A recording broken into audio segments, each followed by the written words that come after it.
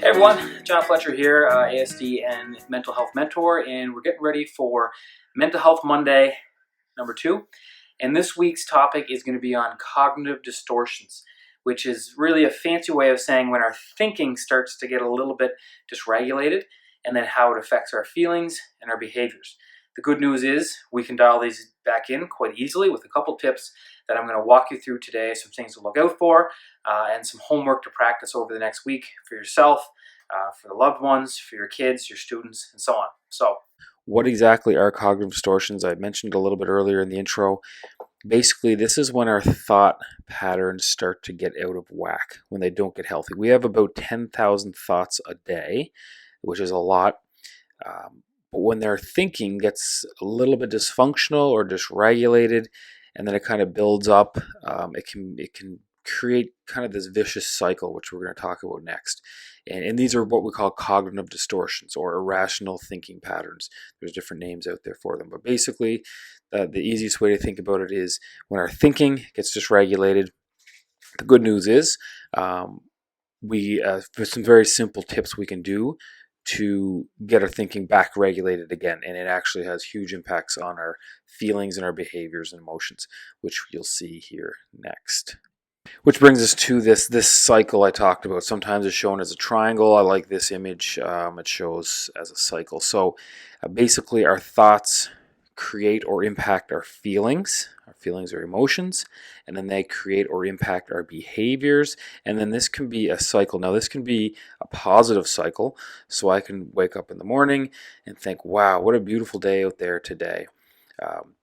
It's sunny, there's no rain, the snow is melting, then I feel happy, right? So it's creating that happiness. And that happiness kind of motivates me, get a little bit of dopamine going on. My behavior is, well, I'm going to go outside for a walk or go with the kids outside for a bike ride. That's a positive pattern there. The issue happens when our thoughts are distorted, and it continues to follow this pattern, but then it gets into what I call into a rabbit hole, or it gets into a vicious cycle. So an example of this would be waking up in the morning and thinking, oh wow, this COVID-19 is horrible, we're never going to get out of this, right? Those kind of rational thoughts. Feelings that will go along with that, sadness or loneliness, frustration, anger possibly, and then those feelings could affect our behaviors, which maybe reduces us. Well, I'm not going to go outside today. I'm going to stay inside and self-isolate even more within my self-isolation. I'm not going to call my family or friends, and it affects your mood, and then it affects your behaviors. And then what happens is those behaviors then can create more dysfunctional thoughts, which creates more dysfunctional feelings and behaviors, and it becomes a vicious cycle. So we need to break that cycle, and that's what we're going to talk about in this little mini webinar, or micro webinar as I'm calling it. And we're going to talk about 3 common cognitive distortions that directly relate to this COVID-19 pandemic that we're going through.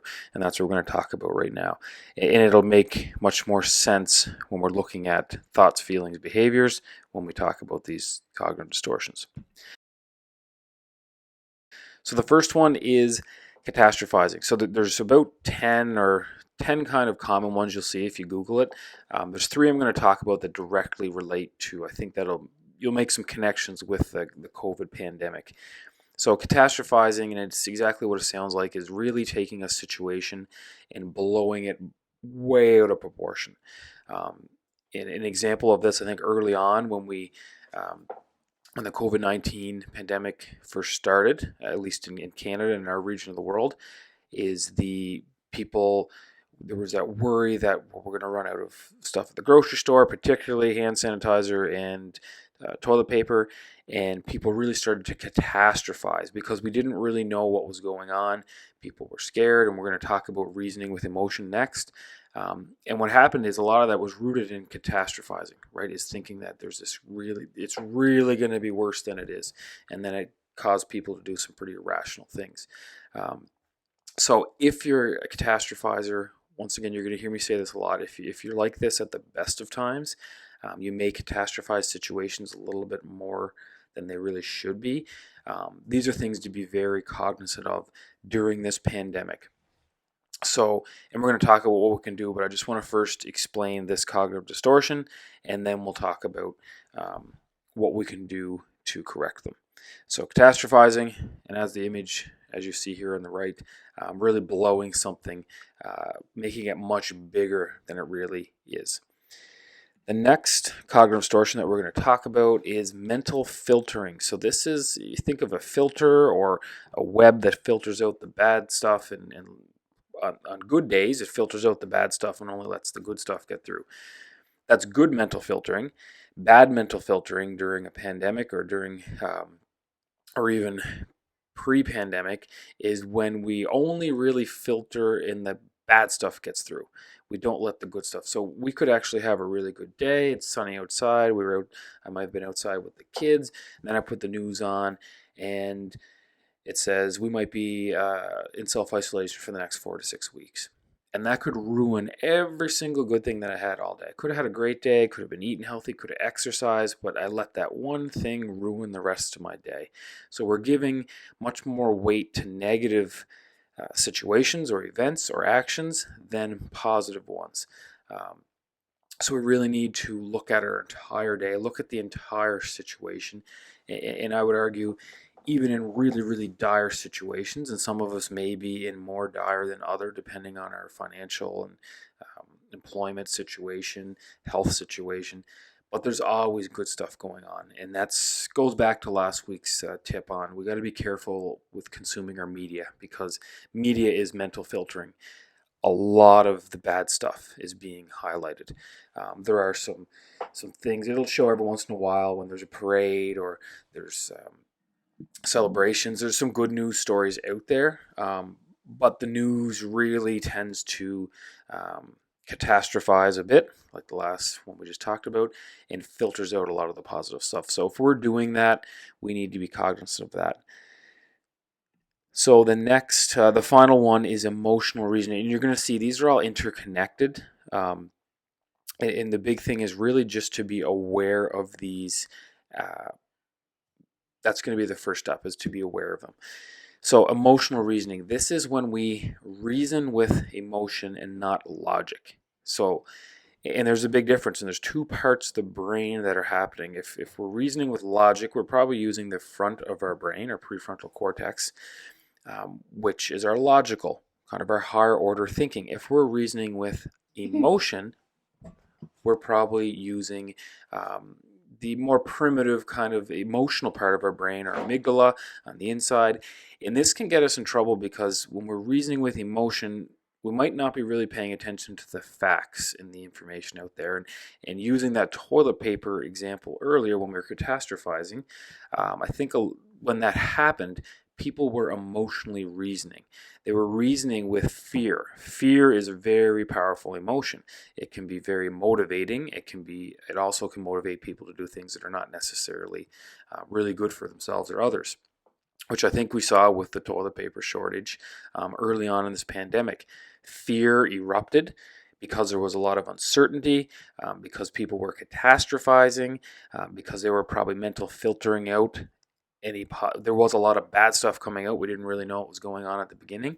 And what it caused us to do was emotional reasoning, which then it took over our logical part of our brain. And then we saw some irrational behaviors happening. And people, there's stories of people hoarding foods, people hoarding medications. And these things, I think, are heavily rooted in catastrophizing and emotional reasoning. So once again, if we tend to, and all of us do, but if we reason with emotion a little bit more than maybe what's probably considered normal, if we do that at the best of times, we're probably doing that a little bit more now during the pandemic. So we need to be very cognizant of these cognitive distortions during this pandemic situation. So just as a recap, catastrophizing, really blowing things out of proportion, mental filtering, not letting the good news stories get through, or the great things that happen during the day, or celebrating the positives and only really just looking at the negatives. and emotional reasoning. Kind of to finish up for this little mini webinar, there's a little bit of homework. There's kind of two parts. So number one is to pay attention to your cognitive distortions. That's really what I would like you to do in the next week. Pay attention.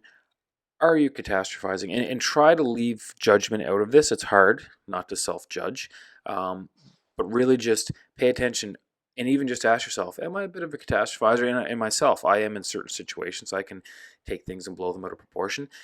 Being aware of that is the first step, right? That's what you need to do before you can change them. Just be aware and try not to judge yourself too much. So uh, ask yourself, are you a catastrophizer? Are you a mental filterer? Do you filter out a lot of the positive things and only focus on the negative? Do you reason with emotion out of the ordinary? So take the next week, try to catch yourself. I know I've done this work with a number of people and even myself. And if you actually pay attention, it'll be surprising. Sometimes you'll surprise yourself and go, wow, I really do mental filter a lot more than I thought. That's the first step. Try to suspend judgment. Try not to be too hard on yourself, but pay attention to these cognitive distortions. Then there are some things we can do to try to tweak them down the road. And then the next step, which I'll go back to that slide with the thoughts, feelings, behaviors. So we're not really looking at changing thoughts right away. We're just trying to be more aware of thoughts. Then I would like you to go to the behavior piece and do some behavior activation. And this is things, doing some activities that make you feel good, that give you a sense of accomplishment or pleasure. Could be setting a goal for the day or the week. Could be going for a walk, exercise, knitting, crocheting, playing some sports, indoor sports. They're really popular nowadays. Some type of activity that you enjoy. Find out what works for you and start to do those activities. You might have to shake a little bit of the rust off if you haven't for a while. Could be putting a puzzle together. But if they give you a sense of pleasure or accomplishment, that's going to help reduce. So if we start at the behavior circle, that's going to help reduce some of those distortions. It's not going to take them away completely. We do need to do some work to switch those around, but it's also going to increase your feelings of happiness and contentment and joy. All that stuff is going to get those feel-good chemicals starting to float around, and that's going to help our resilience. And it is quite simple in theory. The hardest part is usually putting it into practice. But I do promise, if you start to do some behavioral activation, you will feel better quite quickly. It doesn't take weeks and months. If you set some goals, start doing these activities, you will feel a little bit better, and that's the key, right? Small bouts of success. Wraps up this week's Mental Health Mondays. If you like this stuff, give it a share it with whoever that you think this stuff is beneficial, and we'll see you next week with our topic on sleep hygiene. Have a great week. Stay safe. Stay positive. See you soon.